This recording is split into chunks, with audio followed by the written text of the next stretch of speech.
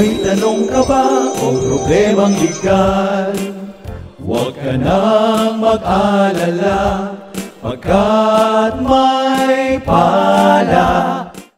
Ayon sa DOLE Department Order Number 118-12, Series of 2012, o ang tinatawag na Rules and Regulations Governing the Employment and Working Conditions of Drivers and Conductors in Public Utility Bus Transport Industry. Ang mga driver po at konduktor ng bus ay may karapatan para sa mga sumusunod na benepisyo.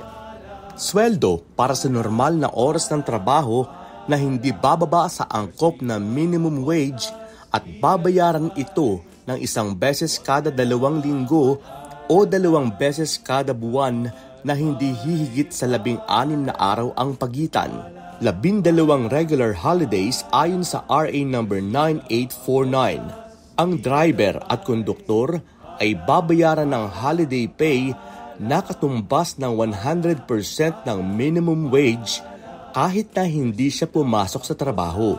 Kinakailangan lamang na siya ay pumasok o kaya ay naka-leave of absence with pay sa huling araw ng trabaho bago ang holiday. Kapag pinagtrabaho ang driver o konduktor sa nasabing holiday, siya ay mababayaran ng 200% ng minimum wage. Rest day na 24 oras sa kada 6 na sunod-sunod na araw ng pagtatrabaho. Kapag siya ay nagtrabaho sa araw ng kanyang pahinga o kaya ay special holiday, siya ay mababayaran ng karagdagang 30% ng kanyang sahod o 50% nito kapag nagtrabaho siya sa special holiday na nagkataon namang araw rin ng kanyang pahinga. Overtime pay na katumbas ng 25% ng kanyang sweldo para sa mga ordinaryong araw at 30% naman sa mga regular holidays, special days at rest days para sa trabahong lampas sa 8 oras kada araw. Karagdagang bayad para sa night shift na katumbas ng 10% ng halaga ng sahod para sa trabaho sa pagitan ng 10 o'clock ng gabi hanggang 6 o'clock ng umaga ng susunod na araw. Service incentive leave na 5 araw para sa bawat taon ng serbisyo.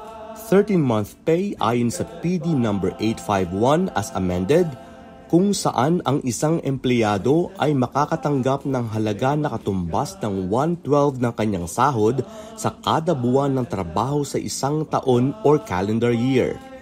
Dapat itong maibigay bago ang Disyembre 24 ng taon.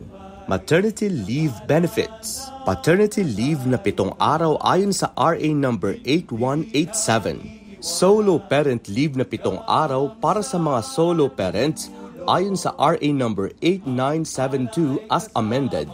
10 araw na may bayad na leave para sa biktima ng VAUC or RA number 9262. Special leave para sa mga babaeng naoperahan dahil sa gynecological disorder alinsunod sa RA number 9710 or Magna Carta for Women. Retirement pay sa edad na 60 ayon sa RA number 7641. Ang normal na pagtatrabaho ng driver at konduktor ay hindi po dapat higit sa 8 oras. Kung ang driver o konduktor ay kinakailangang magtrabaho ng higit sa 8 oras, hindi dapat ito lumampas sa 12 oras sa loob ng 24 oras na operasyon ng bus.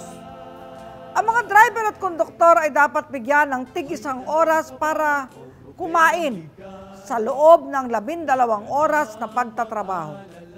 Katulad ng ibang manggagawa, ang driver at konduktor ng bus ay mayroong kasiguraduhan sa pagtatrabaho at ang kanilang pagtatrabaho ay maaari lamang tapusin kapag mayroong makatarungang dahilan.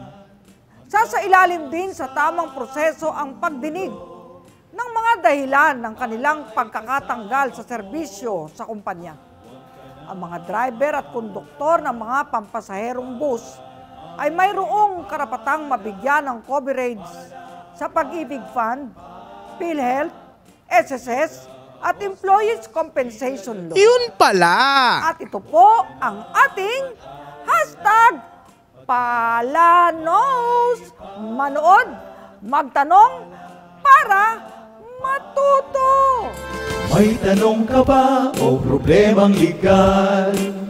Huwag ka nang mag-alala, pagkat may pala